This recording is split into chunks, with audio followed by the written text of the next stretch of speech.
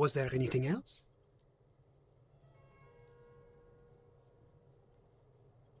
Of course.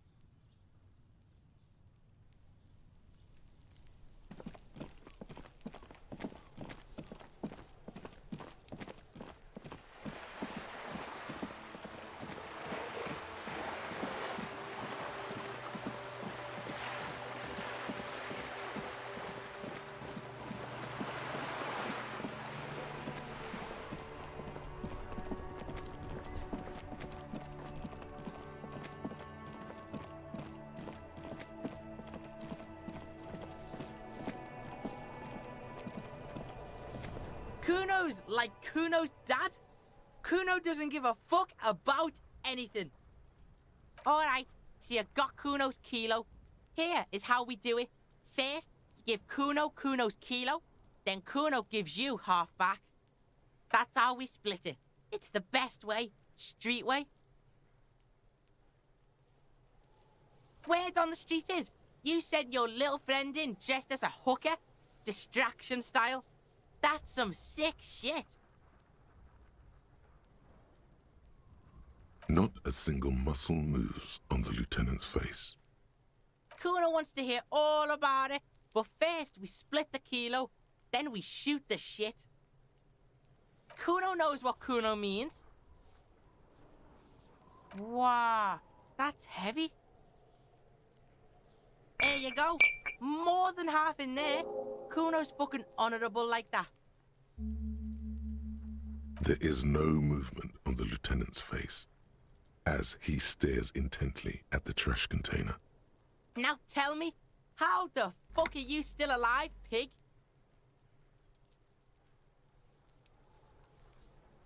The fuck do you know about Kuno's life?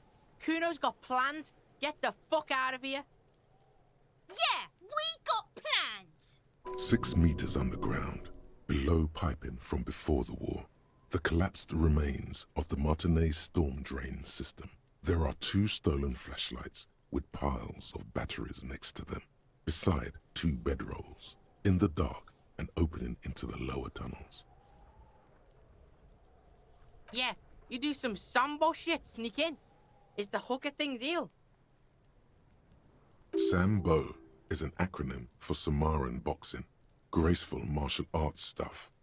Sambo style implies stealth, cleverness, and cool. Just letting you know. What? Fuck right. Kuno's dad was sleeping like a bum. Kuno told ya.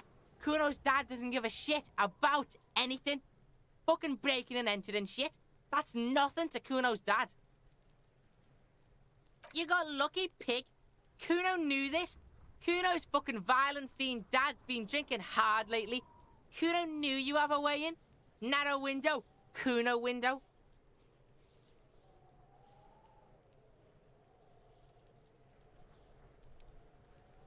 Yeah, Kuno's dad is fucking nothing. Fucking coma shit, stroke shit. Kuno's dad is so fucking violent. He's had a stroke many times. Shit. Kuno's gonna have one too. Gonna be just like Kuno's dad. speed shit, crime shit, fucking on the bed. Kuno's gonna go out like Kuno's dad. Revachol West style. Stop saying all this sad shit, Kuno. Fuck are you talking, sad? Kuno's got hard shit, death shit, nothing shit. Get your fucking nun ass out of here before Kuno fucks it dead. You think 'cause you brought Kuno 1 gram of speed, you're friends now? Kuno ain't turning into shit. Kuno is that shit. If he doesn't stop soon, he's going to collapse from exhaustion. He's red all over. Kuno won! Oh, you won, Kuno! He did not win. There is a crack in there now, and it's spreading across the face of his certainty. Fuck right there were. Fucking 3 years or some shit. That's right, it's a shithole. Kuno's gonna move underground, Leroy shit, ancient shit. Kuno's gonna live in a fucking catacomb. Yeah, in a tomb, Kuno! Yeah, pig, this shit is done. Now get the fuck out of Kuno's face. Kuno needs to drop the bomb. Kuno doesn't fucking care.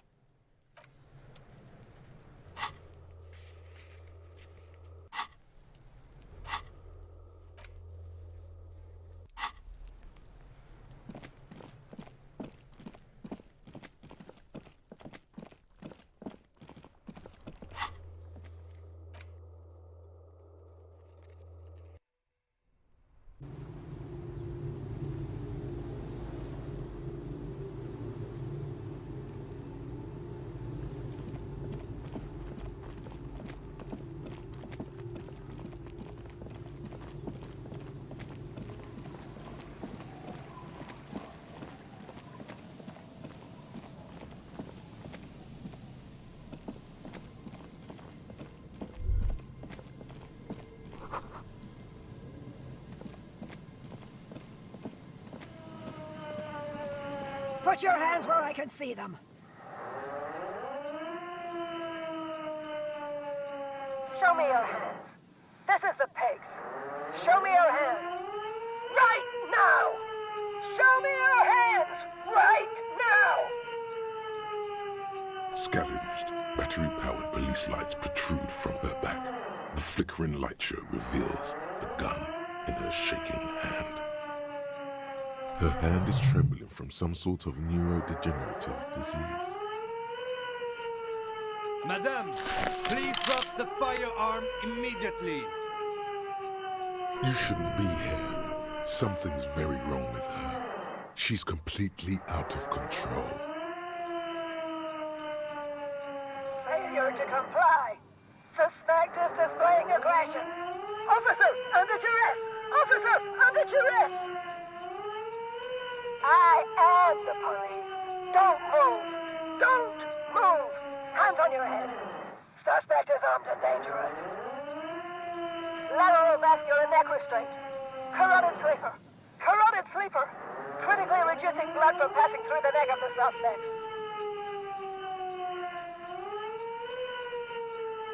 Be careful, detective. Don't do anything that might set her off.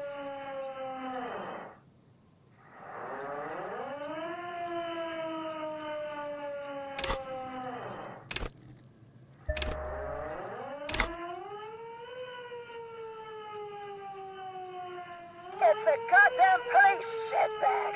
Off the pavement. You're under arrest. As she waves her hands, you notice familiar-looking ampoules and packets sticking out of the mountain of police gear on her back. Medicine or drugs? Magnesium, dramamine, maybe even speed. My God, she has speed on her. What else? Confiscated contraband. Restricted access. 2 kilos missing. Eyewitness report compromised. I don't think she's on drugs. Being off drugs might actually be the problem here. Officer in need of assistance. Suspect alert. Get on the ground. Ma'am, please. We want to help you, but you need to lower that weapon. Disturbance reported. Authorized deadly force. Sector, take the shot! Big red key! Big red key! Back up! Back up! Back up! Status unconfirmed!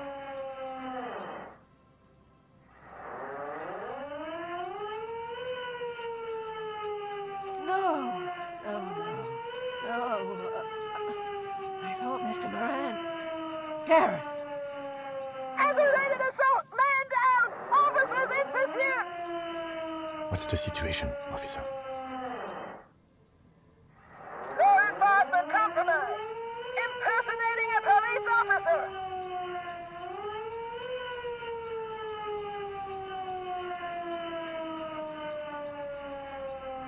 License and registration! License and registration! Come in, dispatch!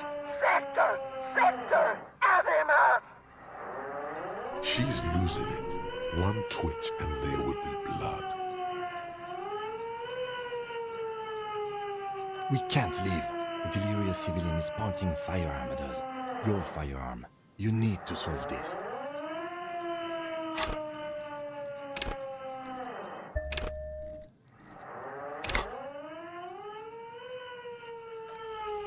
Alright, this is how we do it.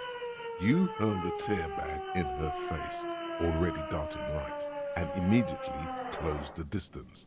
Left hand grabs the barrel, right one breaks the wrist. Fingers locked behind her head, knee to the face, knee to the face. Crush the ribcage, sidestep and drop her with a hammer kick. No, that won't be necessary. Look closer. The gun, all three barrels, red and blue light shining through. It's not loaded. Huh? My God, I think you're right.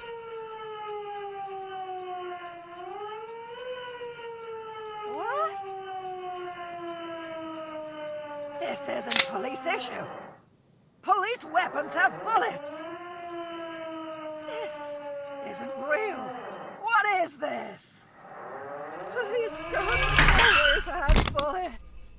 What is this? Why did you sell me this? Grab the gun, right now. This might be your only chance. No one ever cares anymore. Why would they treat me like this? Poor woman. We need to figure out what to do with her now. Nobody's ever around.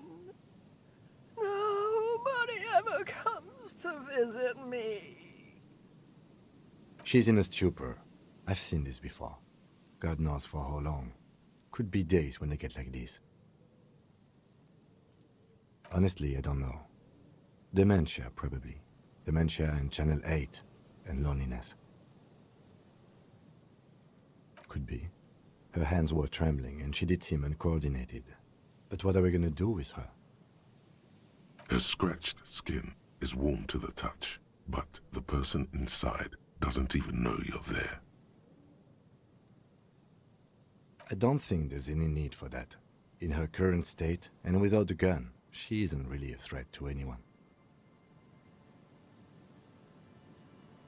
We could let Titus know. This is a perfect problem for the local peacekeepers to handle. They might even know her family.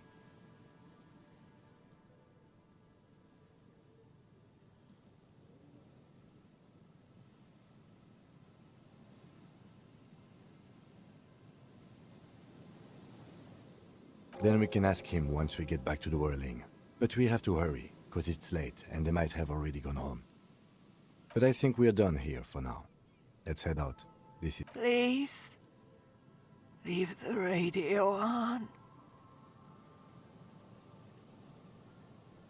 She stands motionless, just a heap of clothes and fleshes now. Maybe if you search her once more.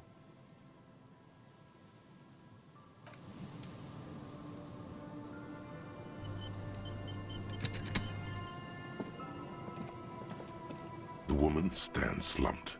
She looks catatonic under her mountain of RCM paraphernalia. Is one of those things a police cap? There were narcotics in there too. You're thinking of taking them? Do. She doesn't even flinch as you reach out and disentangle the familiar-looking lieutenant's cap from her mountain of RCM paraphernalia.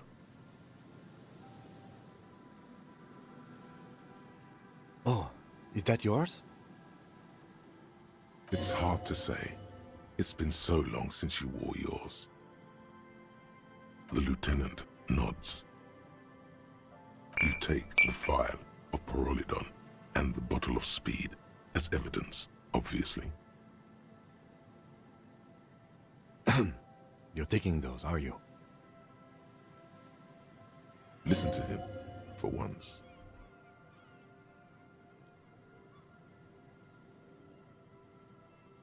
Right. Okay. The old woman doesn't react to your touch.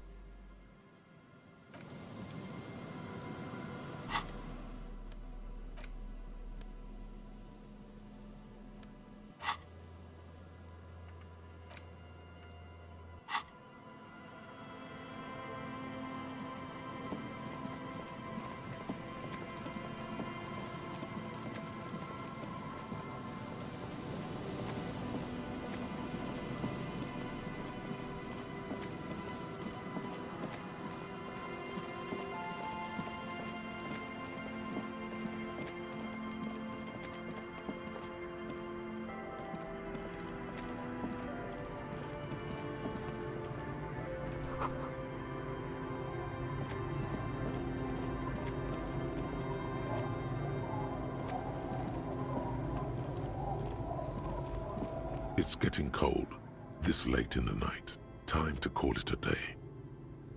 Good night, officer. We'll meet in front of the shack in the morning.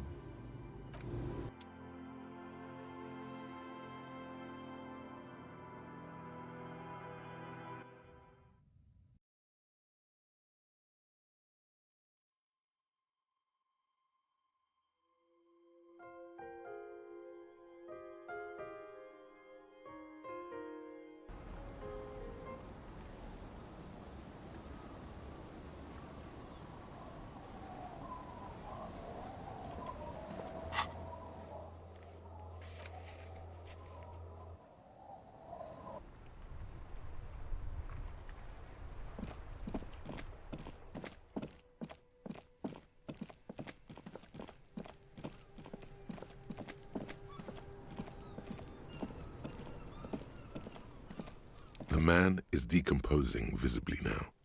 Every hour, he looks less like a creature. The body is reluctant to let go of the boots. You're going to need to summon all your strength for this undertaking. Wow.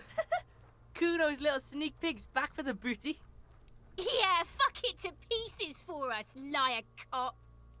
It's not completely useless. You're able to reveal a little more of the putrid polymer sock beneath the boot. It feels like the leg is going to come off along with the boot, but you're able to get the boot to move a centimeter or two. Just relax. This is easy. This is happening.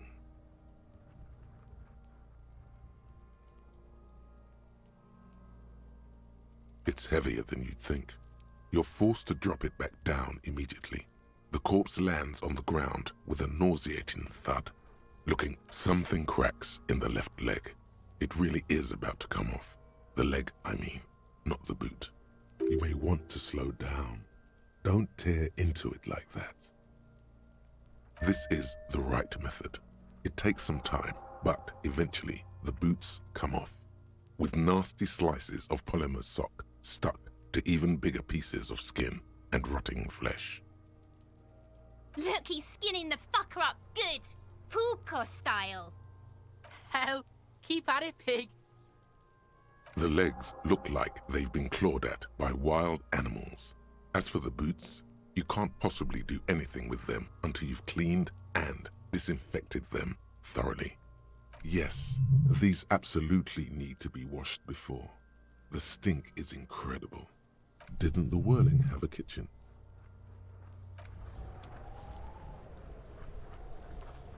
The man is decomposing.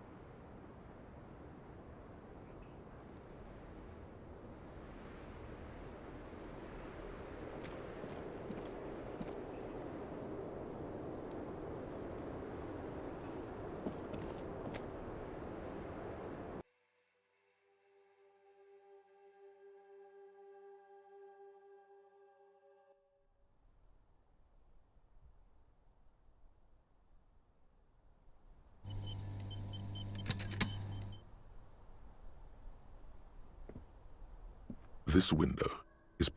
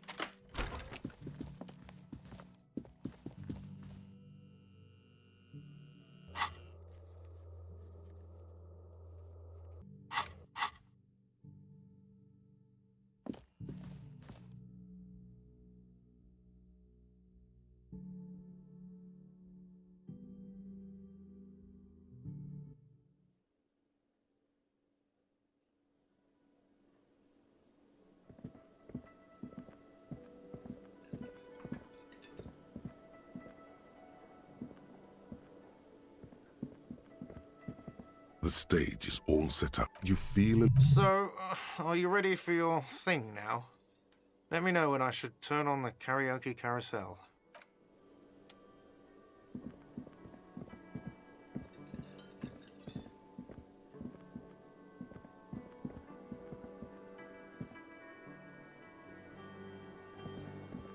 This industrial gas-powered stove has been used to prepare food for many hungry hostel guests.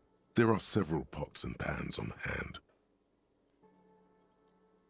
Getting the corpse residue out of these boots is going to require patience, and also a huge pot full of boiling water, soap, and white vinegar.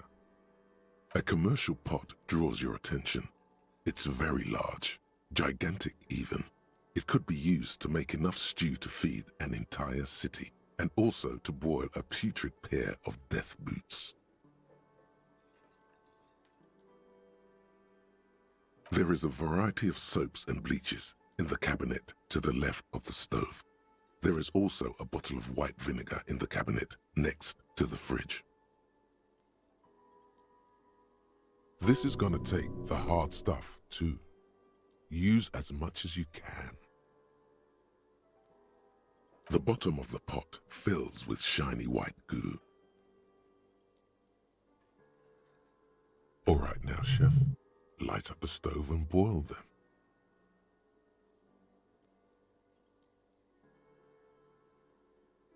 The soap bubbles over the rim of the pot. The water slowly comes to a boil. Strips of polymer fabric and human tissue separate from the lining of the boots. They float to the bubbling surface. A two-course dinner of rotten flesh and hardened ceramic. The boots look cleaner and cleaner. Those bits of human flesh are beginning to look cooked. You can smell it too. Just like beef stew. That's it, chef. The boots are as clean as they're going to get. Steam dense with the smell of strange meat disappears into the vent above the stove. The boots look clean, but still smell funky. Feels like you should have used vinegar too. The strong vinegar odor forces you to take a few steps back from the stove. The whole kitchen now smells like white vinegar, but maybe your boots won't smell like a corpse. A pair of real beauties. The boots are shiny, hot, and reek of vinegar. Just perfect.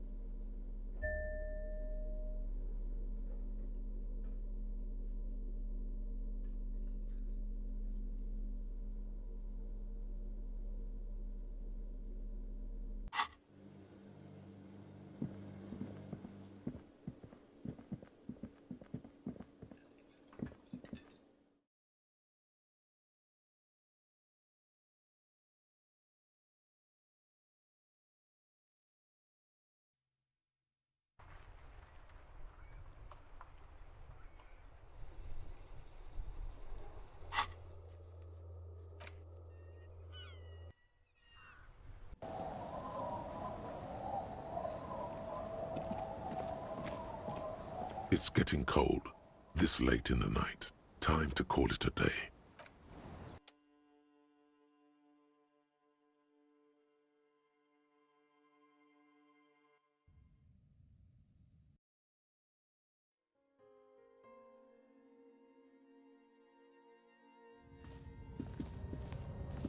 An old mirror hangs on the wall. You see the reflection of your face in it, adorned with... On the table, you see a bowl of water, a rough soap, and next to it, a small hand mirror. A straight razor soaks inside the wash basin. Like an artist with a brush or a master swordsman, you use the small mirror and the straight razor with some soap to remove all that unkempt hair from below the nose line. The sharp blade chafes against your skin, producing a scratching sound. The surface underneath the beard feels tender, the air brushing against it chilly. They feel so smooth, surprisingly so. A feeling of freshness overcomes you, as if you just came from a cold bath. The water reflects back a vague image of your clean-shaven face. Despite the bulbous nose, unkempt hair, and persistent swelling, you look a little younger, maybe.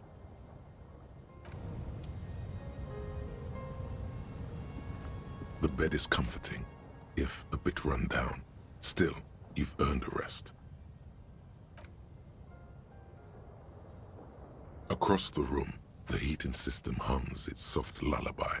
The mattress feels soft and sheets warm. It only takes you moments for the world to fall away.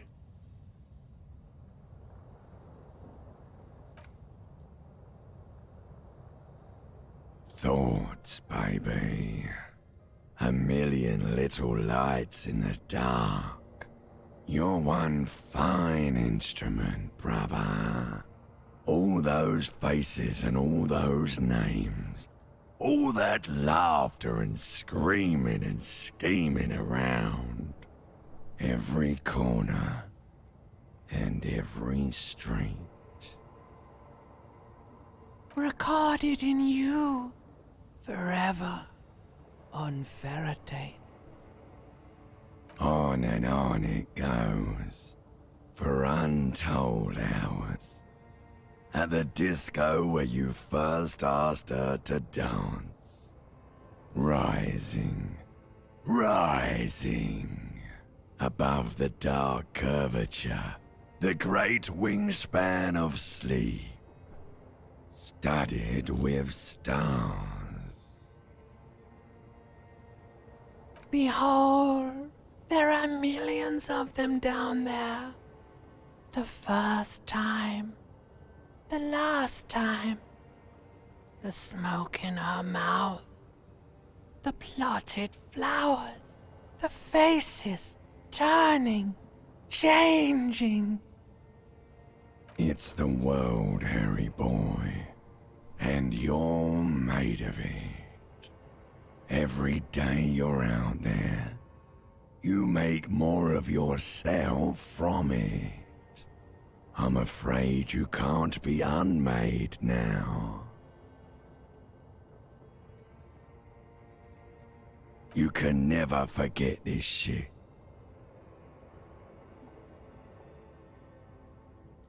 All stuck on loop.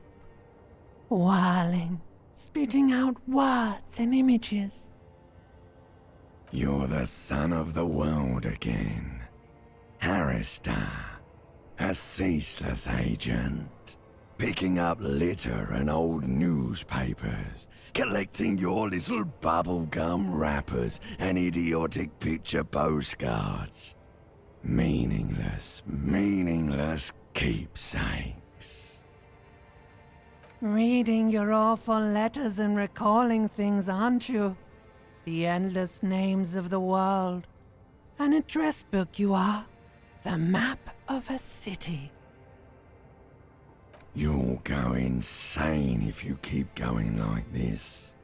One more day, and you'll be in the loony bin. I just know you will. And for what, brother man? For the working class.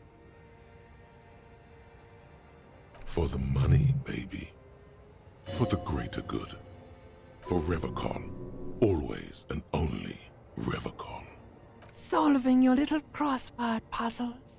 Doing your tasks. Crossing names off lists. Trying to become some sort of world detector. It won't make it okay. It won't put smoke back in her mouth. There he goes again. He's a real political animal, our Harry. He still doesn't see that it's the world changing around him. He's got no idea what he's in for. Beep, beep, beep. The alarm is ringing, Harry. The disco circus goes on and on. You barely slept 3 hours last night. You can do it. It's nothing. Do it for the city. Go, do it for the wind.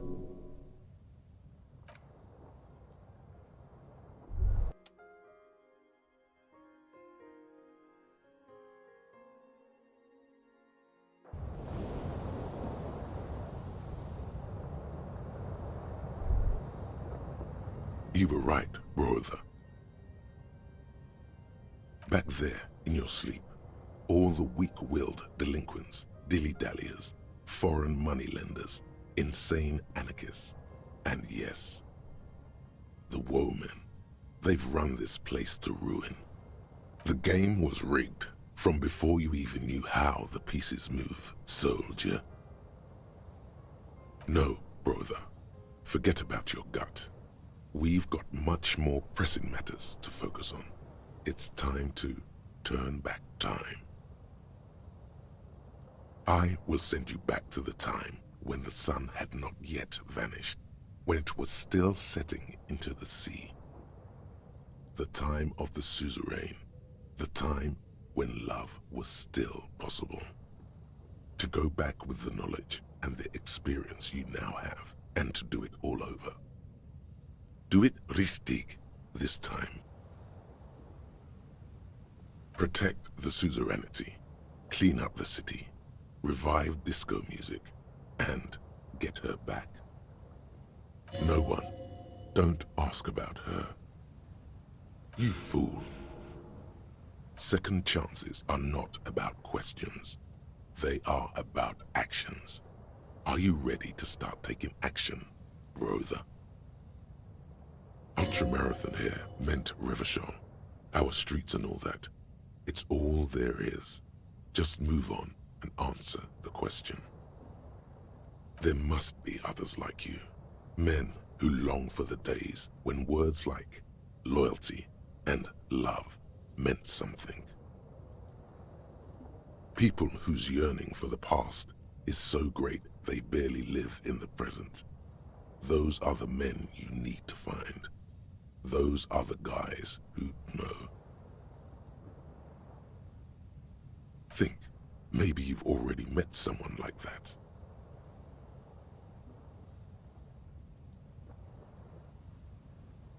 Oh yes, Gary is exactly the kind of guy we want. He knows something. Who else? Bullseye. And that's the vibe we're looking for. Those are the people with answers. Now, there is a man who values the past with passion. And you know how the saying goes. He who clings to the past shapes the future. Measurehead is exactly the kind of man who'd know how to step back into the past. No, not her. She's a woman. Anyone else? Now we're making bank. A man with guts and a memory. I felt it too. He could be a treasure trove of wisdom. Who else? 4 is a good number of traditionalists. It's plenty. Let's go see what they know. History will remember us, and this time we don't have to worry about her being kind. Praeterea Redia, Kingsman. Charge for Revachol. Charge for love.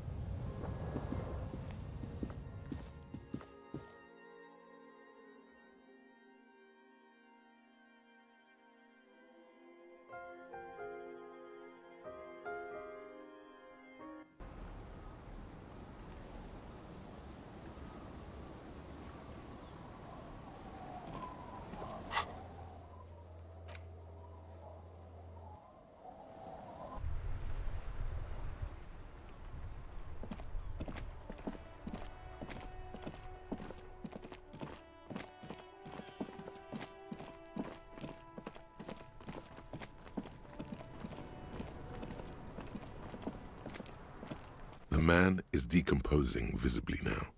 Every hour, he looks less like a creature and more like a pile of intestines.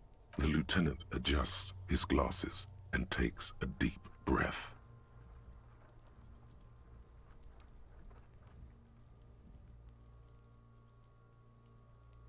Okay. I need a little help for carrying him to the holding pen of my kinema. I can take care of the rest. Continue working here. The locals, the case, or attend to your own business. I will meet you downstairs in the Whirling in Rags tomorrow morning, 7:30 sharp. This means Lieutenant Kisuragi will leave the party until tomorrow morning. You're free to do side tasks and even the main case, though it might be more difficult. If you have nothing to do, read books or sit on the bench on the plaza.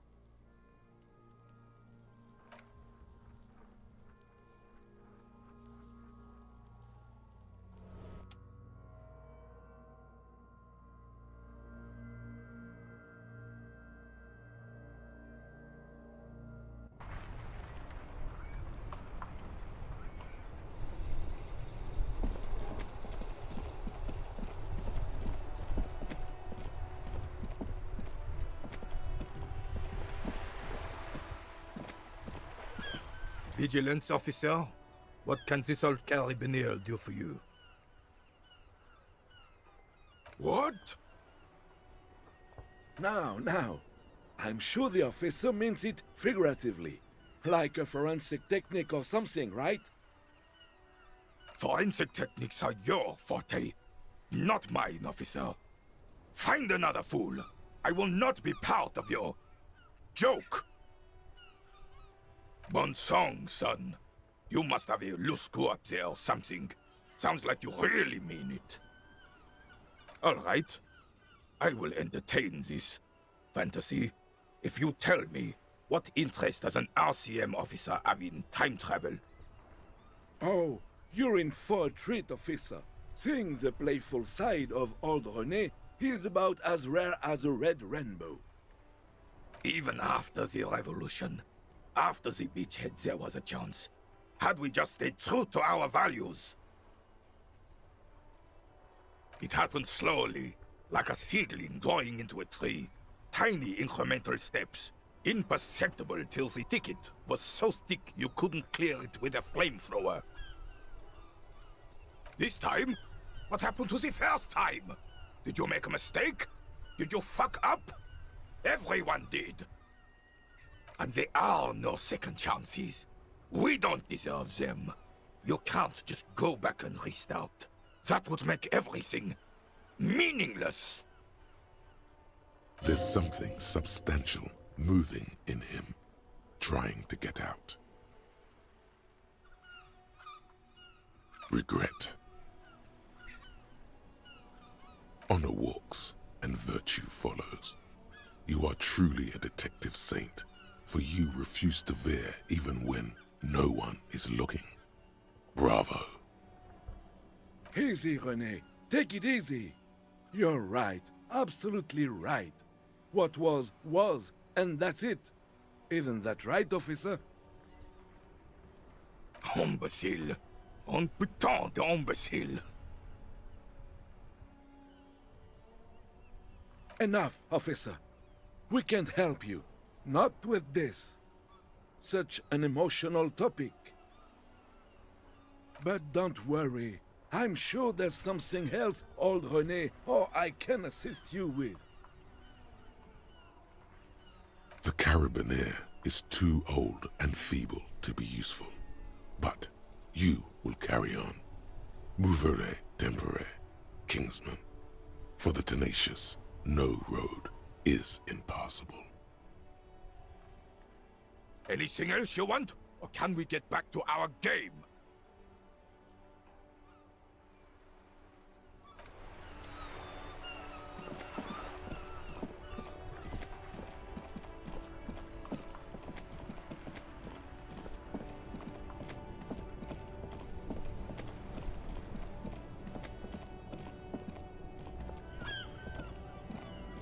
Everything's still cool here, officer.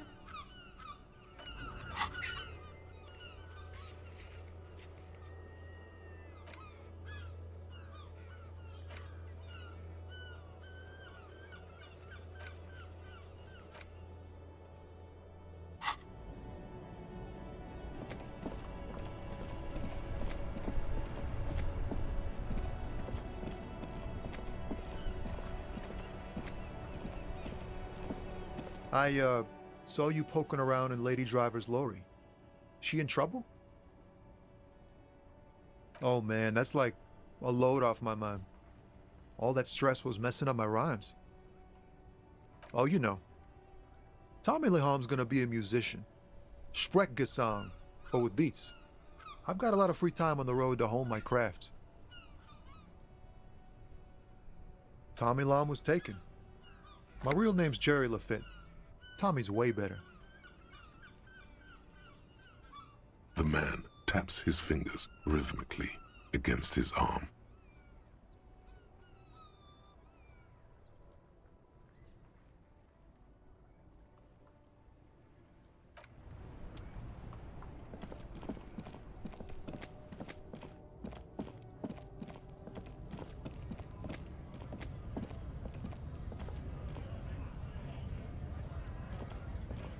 Looking for something, Hunt? Come to tell me to fuck off again? Let's get one thing straight. You can't tell a man to fuck off and then say he's your brother. It doesn't work like that. Now, what makes you think I know how to turn back time?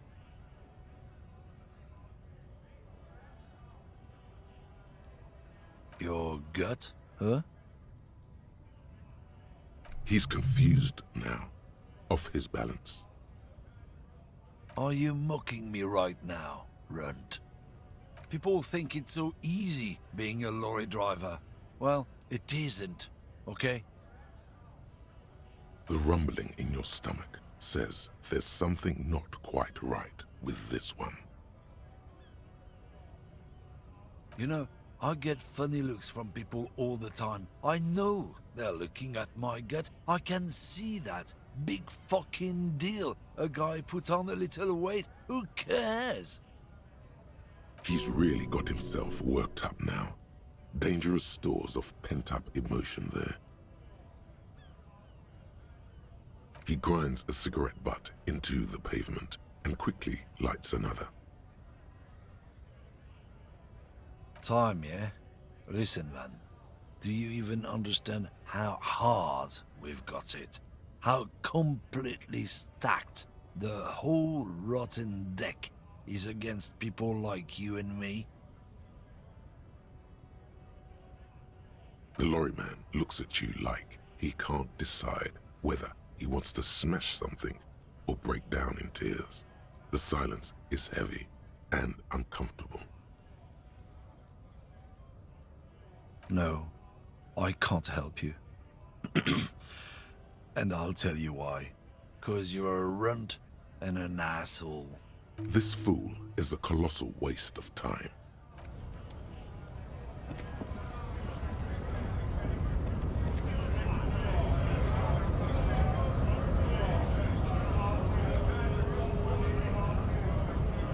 Right to work!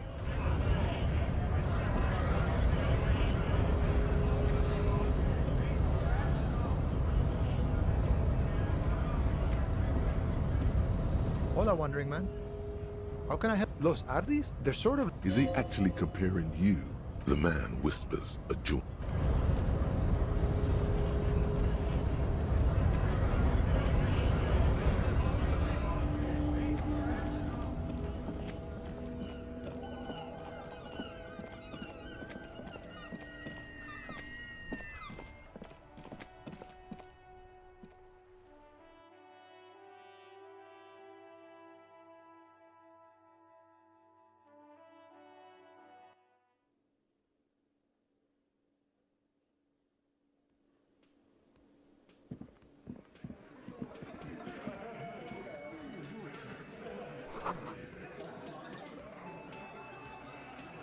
Behind the dockworkers, a ceiling-height window. The hawthorn branches scrape the glass like bony fingers. There's a yellow ribbon tied to one of the branches, light yellow, faded with time. A tiny splash of color in the blackness of the thicket, hanging from it, a bronze key. It's close enough to the latch up there. One can slide it open and just take it. Surely not a coincidence. Huh?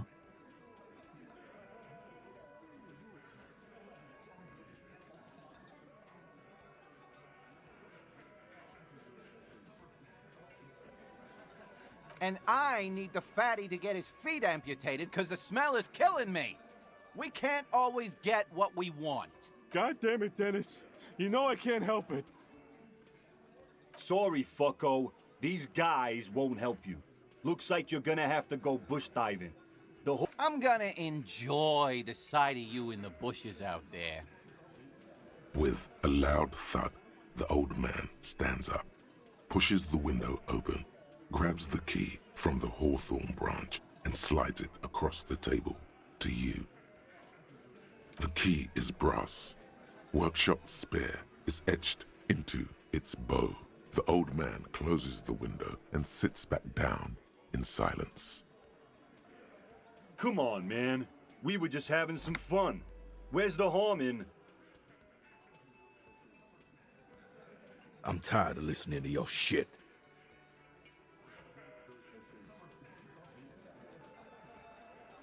Don't thank me. I don't give two shits about your key. There is a silence around this man's words. Unlike Titus, they're afraid of him. That's the type of respect he commands. Didn't even know it was there. Boys. No idea. Never even seen it. Someone must have hidden it there before this room became our place. That's an older building. Who knows?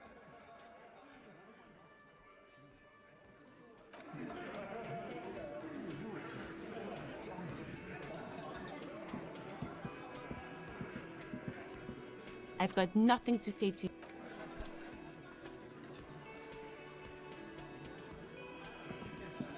It's you again. What is it?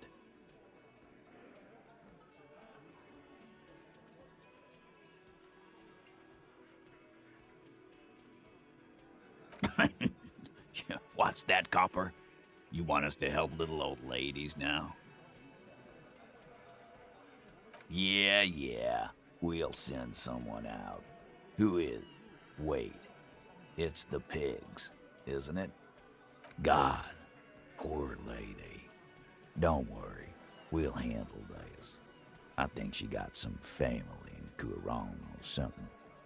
Bastards left her alone when she got sick. We've been getting complaints. Hey, wasn't Everard's beat team looking for her the other day? They said something about her, I don't know, finding something? Yeah, I think you're right, Gene. She have something of yours, Pig.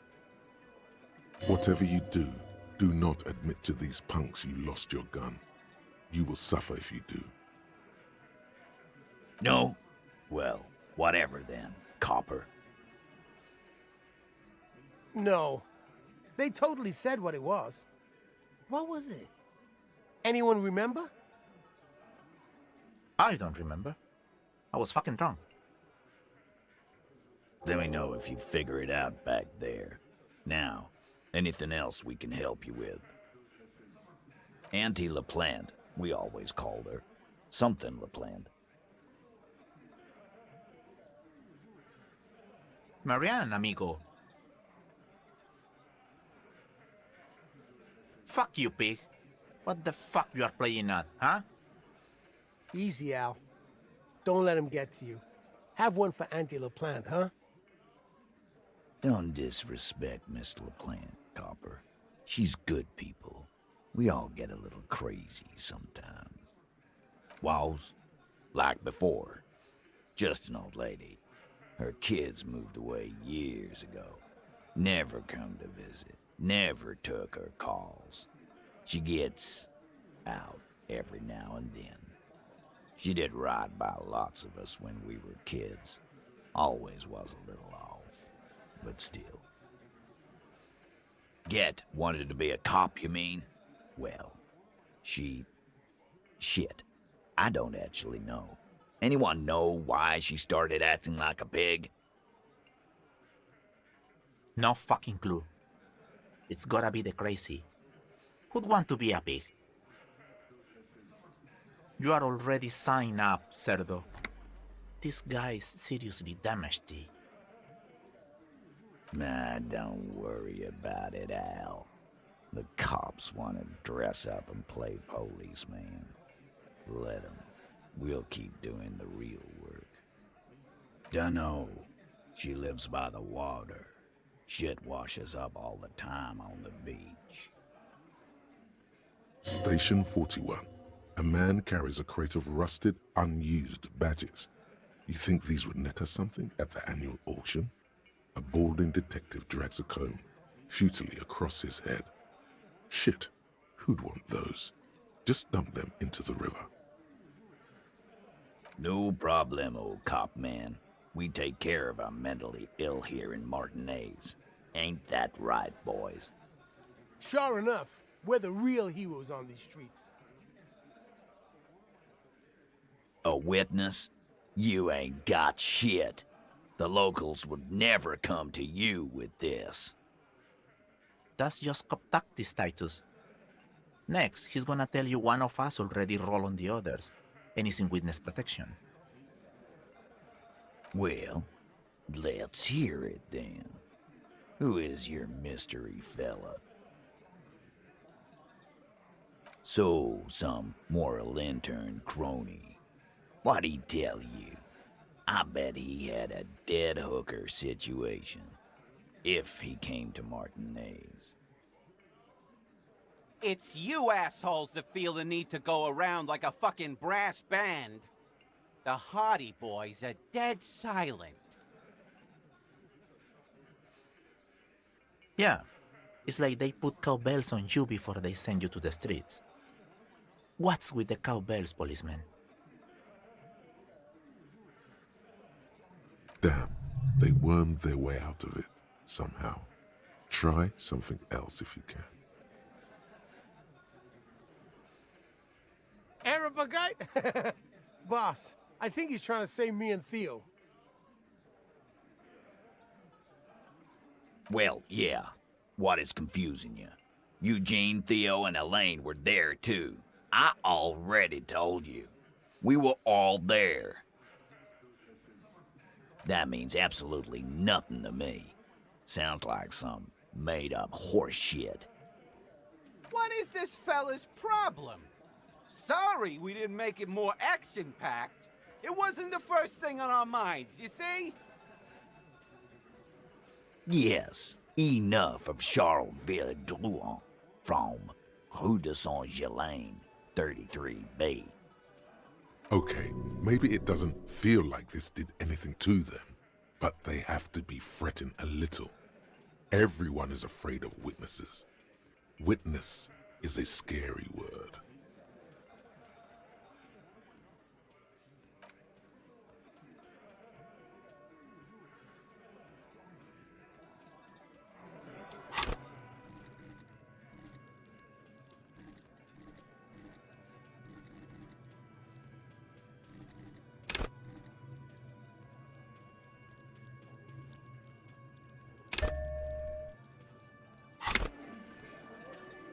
It's you again.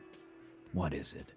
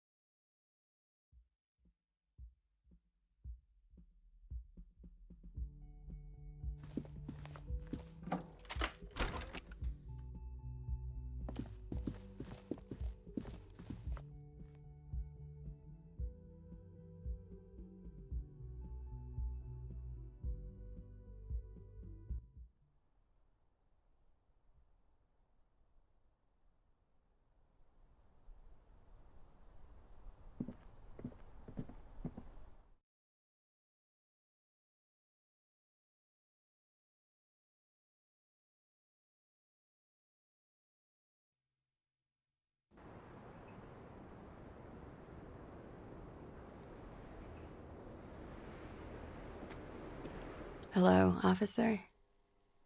What brings you up here again? Ah, yes. The night before I saw you in the hallway and reminded you you're a police officer. Wow. Elysium. You don't hear that term often. There was the usual ruckus. Loud disco music. I can't say. Probably not. Sounded like you were flying solo. Oh, yes. Various artists. Ostentatious orchestrations prime among them. Oh, were huge where I come from. I was very young then, of course, like 7. Life gets hard, but we go on. I don't know about that. At around 2 o'clock, the disco stopped and there was a change of pace. A slow, sad song started playing, like organ music on repeat. That went on for quite a while. Some of that time you were yelling along to it. Yes, there was a church in there. A really small church. Like the smallest, saddest church in the whole world. It was about that. And also that it doesn't matter anymore and that we're alone now. It was difficult to tell. The song itself was very quiet and soft, but you sounded like a wounded boar, sir. It was hard to understand what you were singing on top of it. Don't be. I was going out later anyway. It didn't bother me. Then you started screaming and trashed the place. No, it didn't sound like there was a fight. It sounded like someone was trashing their room. A window was smashed, the tape player probably, the song stopped. And furniture too. A real destructathon. There was screaming. Then I think you passed out.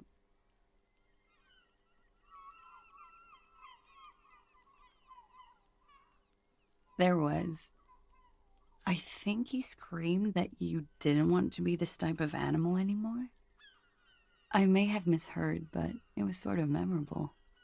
I went out afterwards.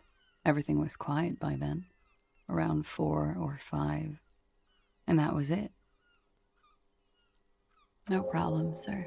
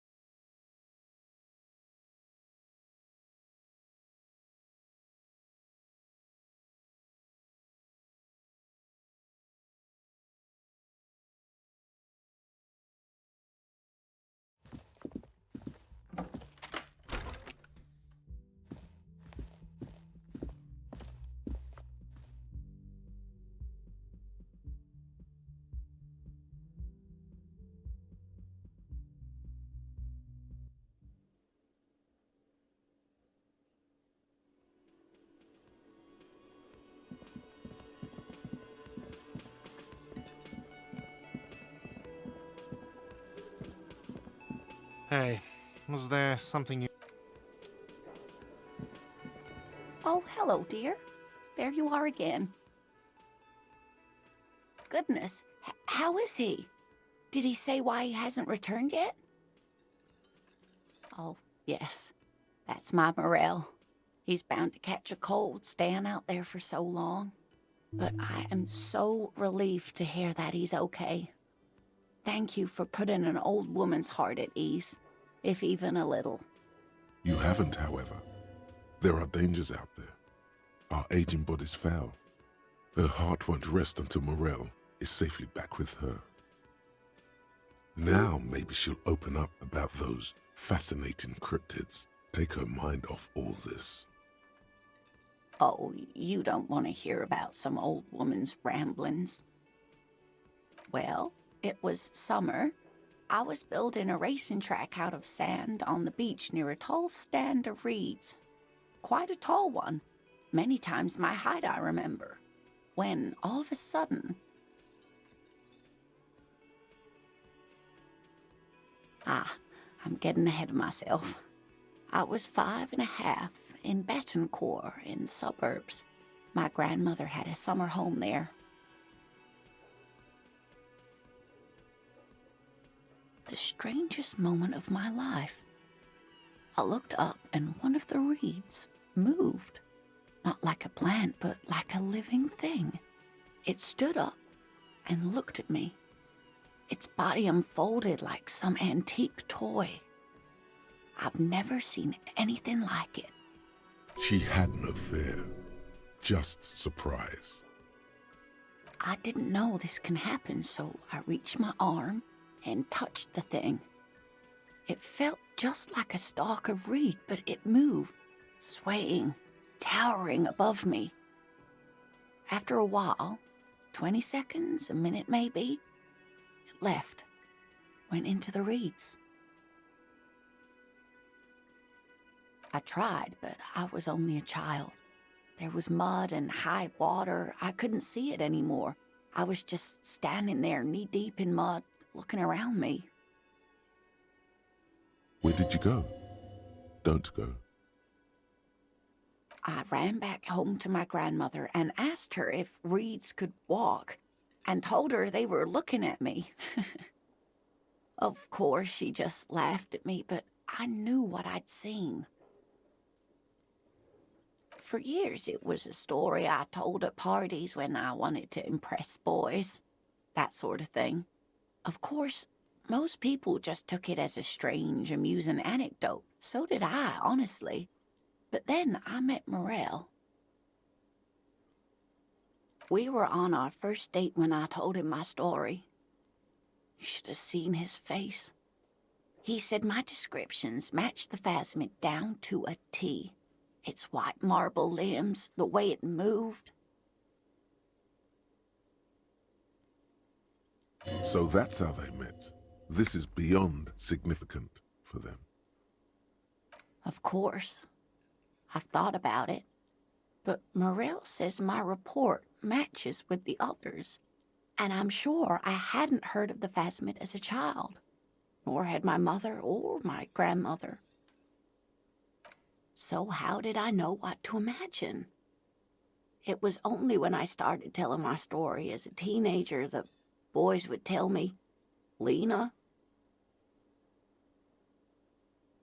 you trying to tell us you saw the Insulindian phasmid out there in those reeds? Get out of here. They just give me a cider and ruffle my hair and tell me to stop dreaming. But I saw it. Our first, yes. Not all of them, as far as I remember. Some of them on the inside like stalks of marble, if that makes sense. It's hard to say how big things are when you're quite small yourself. To me, it seemed to be taller than I was then, but that's probably not the case. What if it is the case? You're welcome, sweetie. I do appreciate the chance to relive it whenever I get one. It was just such an impossibly There's really no point in manipulating anyone. She'd be only too pleased to tell you about her work. Go on and ask. Oh, I'd be delighted. Truth be told, I could really use the company too. That would be the Giant of Kokonur. The giant lives in the most arid parts of the vast Kokonur Desert in South Samara, casting a strange light across the barren wastes. The towering luminosity of Kokonur is a bad omen in local folklore. Some say it's a fata morgana, others, fate unimaginable. No one knows for sure. It is like an awful mountain appearing from below the horizon and expanding to cover almost a third of your field of vision. That's what makes it so peculiar. A species surviving at the very limits of scientific law. The Giant of Kokonur must be the largest animal the planet can support. There are limits, you see, to how large a metabolism an ecosystem can beget. Some say a gravity anomaly below the Kokonur Desert might allow the creature to grow to these gargantuan sizes. Great. This is great shit. You need more. Gravity anomaly? Dig in it. Dig in this parascientific stuff right here. Cryobacter catlensis. Yes, a unicellular bacterium that was discovered in one of the northernmost points of Kotla on the Boreal Plateau by renowned geologist Caitlin Mijanou some 70 years ago. The bacterial colony Mijanou found had remained alive while frozen in ice for longer than anyone could reliably estimate, certainly from before recorded history. Mijanou disappeared shortly after injecting herself with the bacteria she had brought back to study, no doubt in hopes of prolonging her own life. While, yes, impossible, no. Although, everything has a price, sweetie. After Mijanou treated herself with the bacteria, she stopped aging, but also became increasingly eccentric and irascible, so that even her oldest friends were forced to pull away. We can assume that she has been living somewhere in the wilderness for decades now, all alone except for the Cryobacter catlensis coursing through her bloodstream. The gnome of Jeroma. Oh, it is. None of its victims survived. Grieving relatives never even found their bodies because the gnome's venom dissolved organic tissue. It was reportedly a small creature with webbed fingers and a protruding forehead and a gangly little thing. Quite scary to look at. A couple of campers found it when it was already dying. They heard an odd wailing in the woods and followed the sound. They were scared and wrapped it in tarpaulin to suffocate it. It still took the gnome of Jeroma an entire day to die. Alas, no. And the first scientist who got his hands on the creature's corpse put it in a jar of formaldehyde, thinking that would detoxify the gnome's venom. Instead, all the venom leaked out of the creature's teeth and into the surrounding liquid, dissolving the creature itself. A poetic end, perhaps, but a real loss for science. What an interesting question. And the answer is yes, there are. The Col de Mama d'Aqua, or thin whisper of sound. And that's precisely what it seems to be. Self-replicating sound waves, invisible and intangible. It's very afraid of us, which makes it incredibly difficult to track. It could be. As I said, it could be everywhere. And we wouldn't know any better. It could be ringing all the days of our lives and nights. Maybe it's predatory. It's not. Don't worry. If it were predatory, we would have found it by the damage it inflicts. I wouldn't be so sure. What if the damage is also invisible? Plenty. It's the evidence that led to its discovery. In the 1920s, a group of Areopagite ornithologists, that is, scientists who study birds, were trying out a new recording technology for capturing sounds outside the range of human hearing. When playing back recordings they had made in the foothills of the Ea mountain range, they noticed certain anomalies, patterns that seemed random at first, but on closer examination were consistent with the waveforms of songbirds. The scientists soon discovered they could track and even predict what appeared to be feeding, mating, and migration patterns based on sound waves in a strictly delimited range of ultrasonic frequencies, even higher than those of the highest-pitched bat calls. They realized that they had discovered a new species and called it the Col de Mama d'Aqua, after the Paracanassian name for the the voice of God, which is said to be very silent. They grew quite obsessed with these little birds. Even though they couldn't see them, they could distinguish among individual birds and even began to name some of them. Sequester, Time, Joscan, those are but some of the Mamadakwa they followed individually.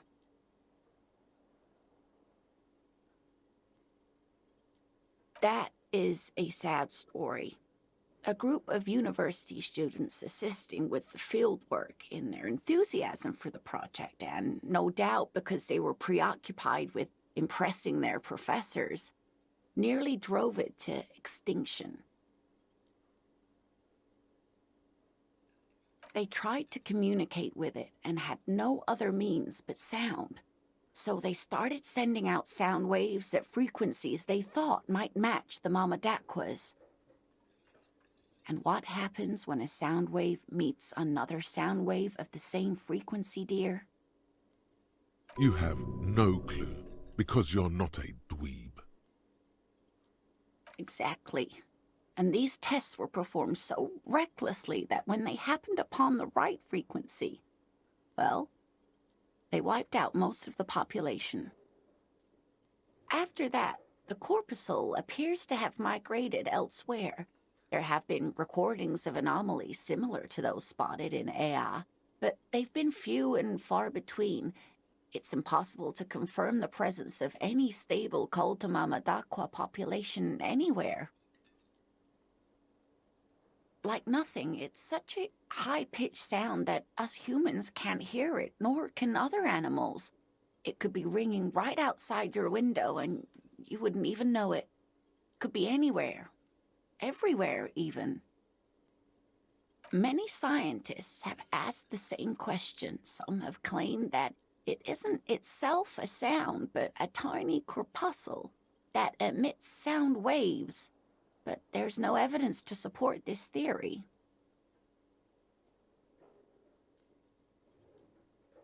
What about what? Of course, dear.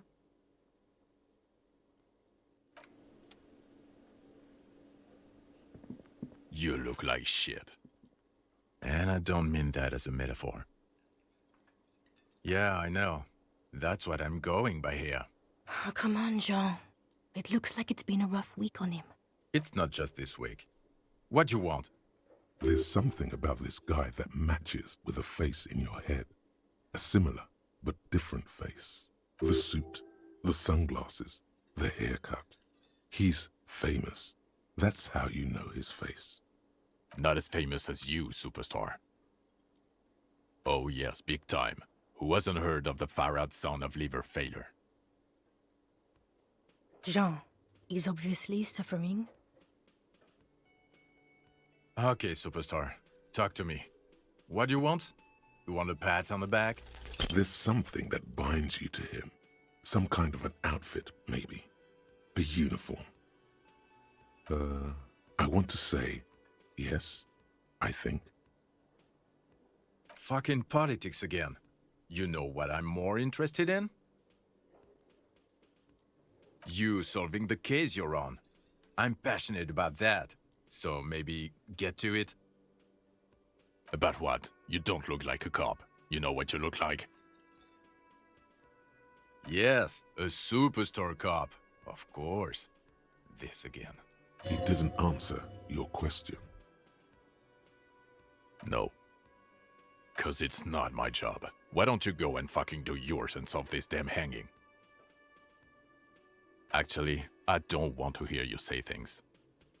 Come on, Jean. Okay, say things. I want to hear you say things.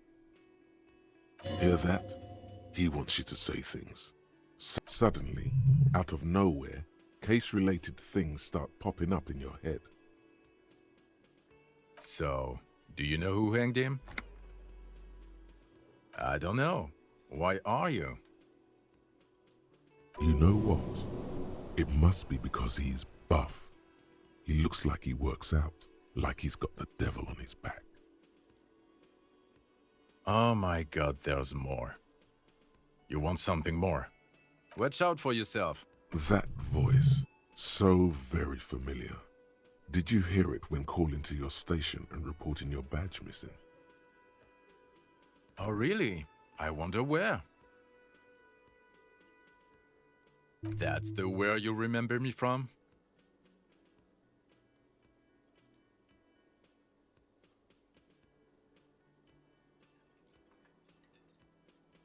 Okay then. It's probably a coincidence. People sound alike. Goodbye. The woman in an RCM patrol officer's uniform winces as she notices you. I would really prefer not to talk to you right now. As Lieutenant Kitsuragi explained, a patrol officer is the lowest rank in the RCM, below lieutenant and sergeant. I'm definitely not the cavalry. I don't know.